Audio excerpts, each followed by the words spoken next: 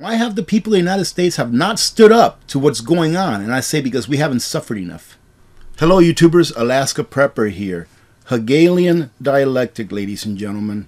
That's what I have to say about the first 2 or 3 things that we're going to talk about today. Before we start, I want to say thank you very much to the sponsor of this video, Genesis Gold Group. And we'll talk about them here in just a little bit. But let me show you what we are being told now. Remember, I don't know, about a month ago or so, I did a video where Aldi in Europe, I think it was in the UK, was telling people, hey, listen, we're going to help you out by putting insects on our shelves so that you can buy them at a cheaper price than what it would cost you to buy meat. Well, I've often told you that this will come to America sooner than later. And it's kind of funny because this morning when I woke up, I was like, oh my goodness, I forgot to bring in that meat that I was going to put in the freeze dryer. Today, my plan is to go ahead and cook up about close to 13 and a half pounds of beef and a little bit of pork. I'm not sure if I'm going to fit the pork in the air fryer or not, but to cook about 13 and a half pounds of beef or so that I can put them in the freeze dryer and put them away. And then I come across this article right here. Washington Post tells Americans to eat bugs as they can no longer afford traditional seasonal dinners. And like I said, Hegelian dialectic. And that's a common denominator against everything that you're seeing happen right now in real time. So first, this crisis was man-made, where the beef that we have now is about 10% or a little more than 10% less than we had last year. Meaning that the price of beef and chicken, because of the flu, and turkey as well, unless you find them on sale now because it's after Thanksgiving, everything is higher in price. Why?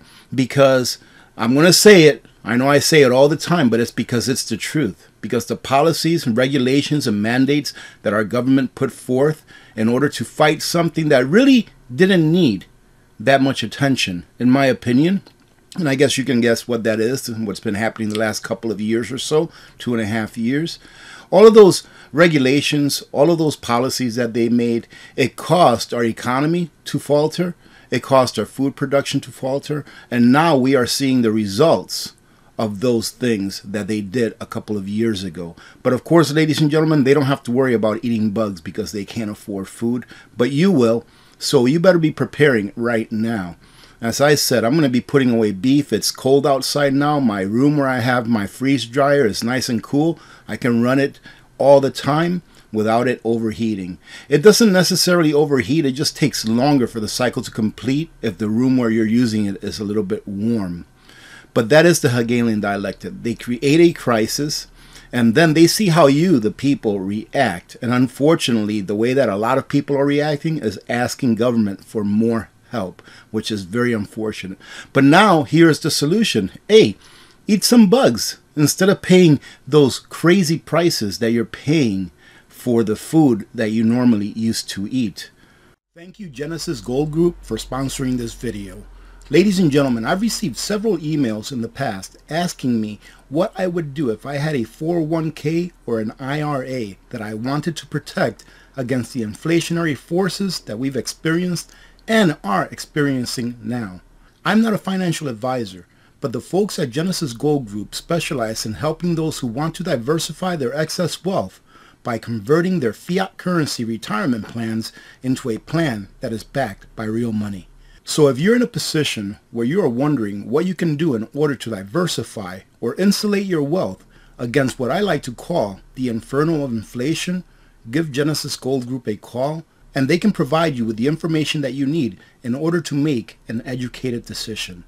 Once again, thank you very much, Genesis Gold Group, for sponsoring this video. The Washington Post advised Americans on Sunday that instead of traditional seasoned dinner, which now is unaffordable for a quarter of families in the United States, 25% of Americans could not afford to eat Thanksgiving dinner. And then I think it was like 40% said that they were going to skip a side dish or spend a lot less because they just couldn't afford it. But they're saying here instead, eat bugs. And now they're telling you where to find them. It's not just going to appear on your supermarket, but bugs have been on Amazon for a long time. In an article that you see right here, Salted Ants, Ground Crickets, Why You Should Try Edible Insects, appeared on the Washington Post and stated that consumers can already find foods like salted ants on Amazon and cricket powder protein bars in Swiss grocery stores.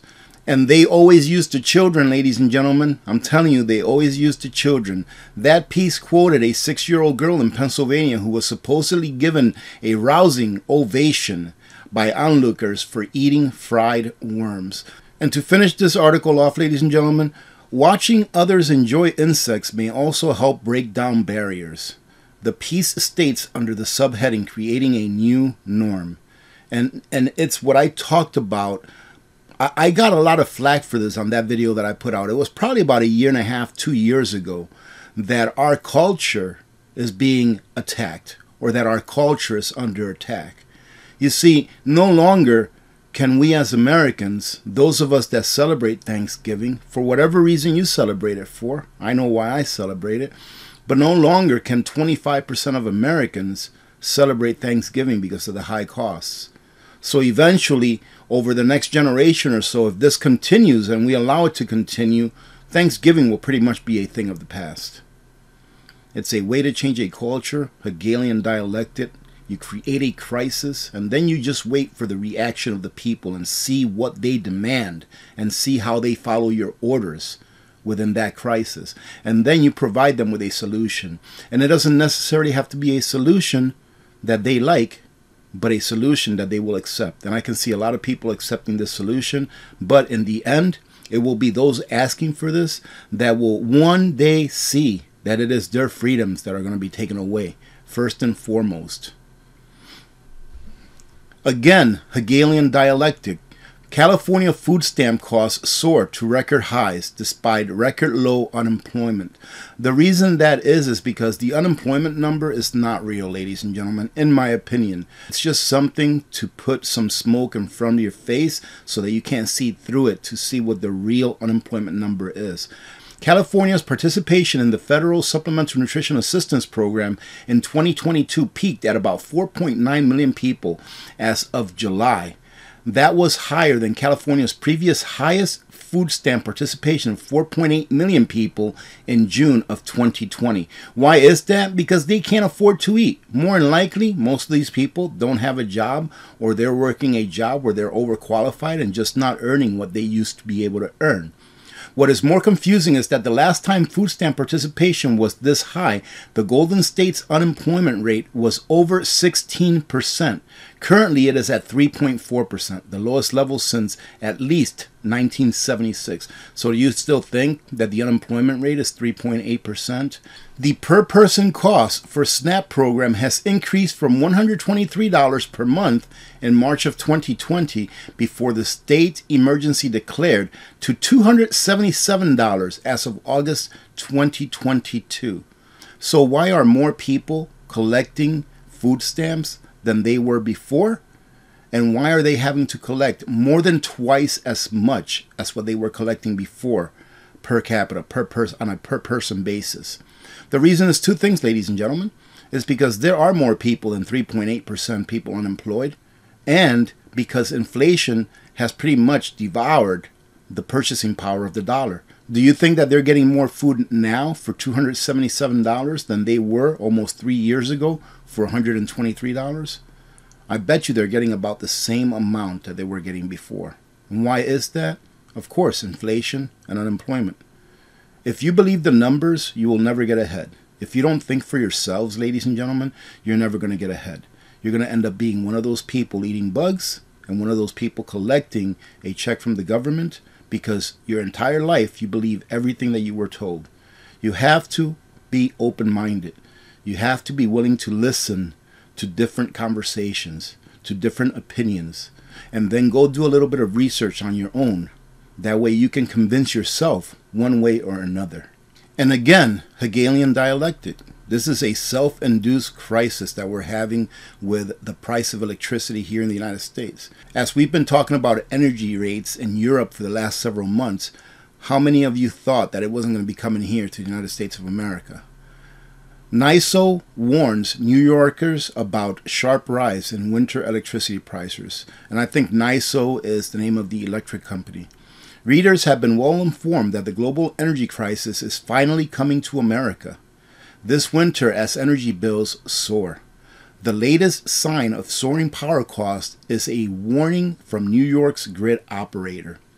In a press release, New York Independent System Operator, NYSO, wrote that millions of New Yorkers would have enough electricity supplies this winter to meet forecasted peak demand conditions.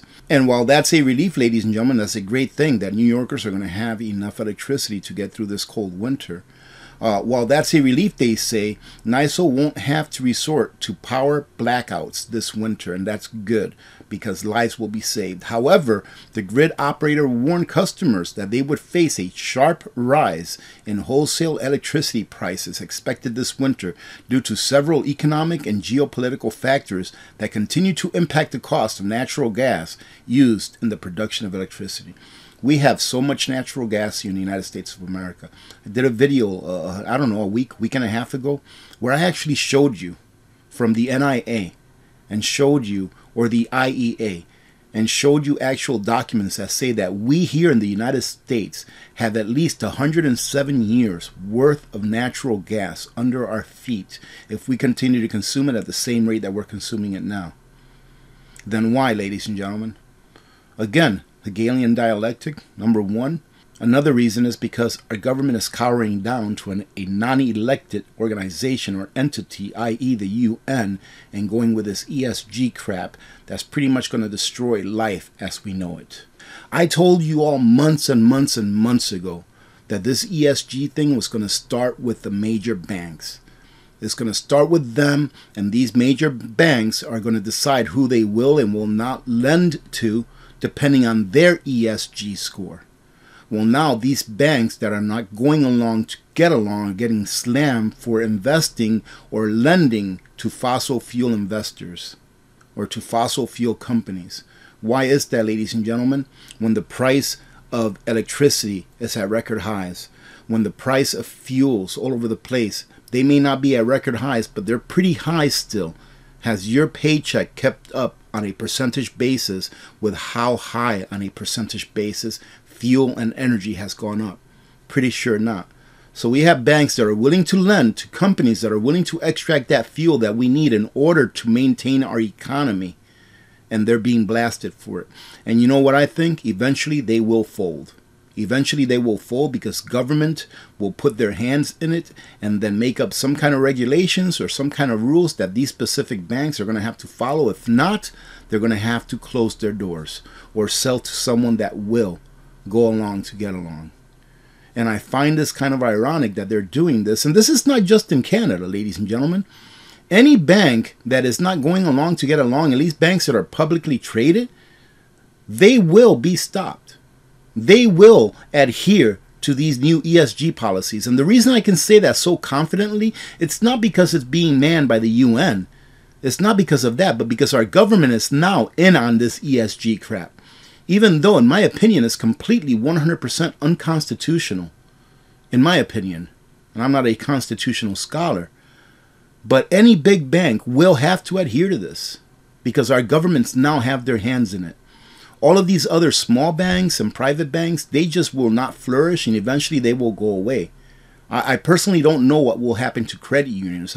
I advise you, no, I can't advise you. I take that back. I cannot advise you. I'm not a financial advisor. But if I was talking to myself, I would say, hey, listen, if you have a regular bank account, it's okay if you keep that because you pay all your bills with it and everything like that. But see if you can find a credit union somewhere near you where you can actually interact in person. I think that's the best way to go.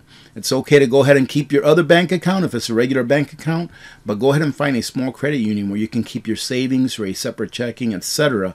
That way, at least you can have one small layer of protection. Because I feel that eventually, if this continues, even credit unions will have no choice but to go in here and go along to get along, as I've stated, if they want to stay alive. And while all these Western countries, ladies and gentlemen, are putting fossil fuels down, are pretty much enacting policies where we will definitely have a food shortage coming here in the future, While we're doing that here in the Western world, then we have countries in the Eastern world like the UAE who plans on investing $150 billion to boost oil output to 5 million barrels per day by 2027. So you don't hear these Western nations putting these other nations down. Why is that? Because what I believe that Western nations are doing, like the United States of America is a great example. We are reducing drilling of oil, reducing the output of natural gas and distillates and all of these things, and we're outsourcing it to other nations. It doesn't matter where the fuel is used or consumed or pumped from. It's still going to have the same effect on the planet, if there's an effect at all. So why are we doing this? I believe that the Western nations in my lifetime will one day be the next third world nations, while the Eastern nations will be the first world nations.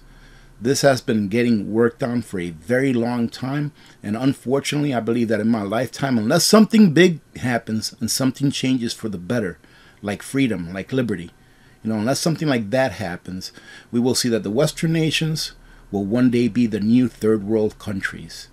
And the Eastern nations, BRICS nations, they will one day be the new first world nations that are rich, that have pretty much the world hegemony with their currencies.